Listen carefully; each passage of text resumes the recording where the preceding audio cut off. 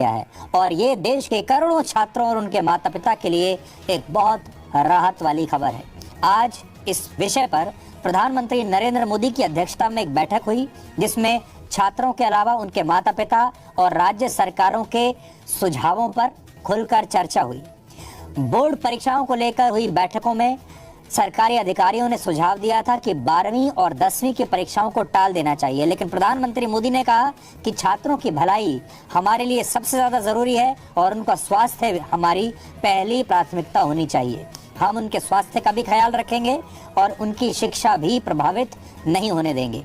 प्रधानमंत्री ने कहा कि ये छात्र पहले ही कोविड की वजह से बहुत नुकसान और परेशानियां झेल चुके हैं, इसलिए 10वीं क्लास की परीक्षाओं को रद्द कर देना चाहिए और 12वीं क्लास की परीक्षा को टाल देना चाहिए, जिससे बच्चों का साल भी बर्बाद ना हो। और इसके बाद ही ये फैसला लिया गया। प्रधानमंत्री ने आज इसमें हस्तक्षेप किया और फिर ये फैसला तुरंत ले लिया गया। सबसे पहले आप ये समझिए कि 10वीं कक्षा की बोर्ड की परीक्षा रद्द होने का क्या मतलब है। अगर आपके बच्चे 10वीं क्लास में पढ़ते हैं तो, क्योंकि बहुत सारे छात्र आज ये पूछ रहे हैं कि अगर वो परीक्षा ही नहीं देंगे तो फिर उनके अंक यानी मार्क्स कैसे तय होंगे और वो अगली कक्षा में जब जाएंगे तो कैसे जाएंगे।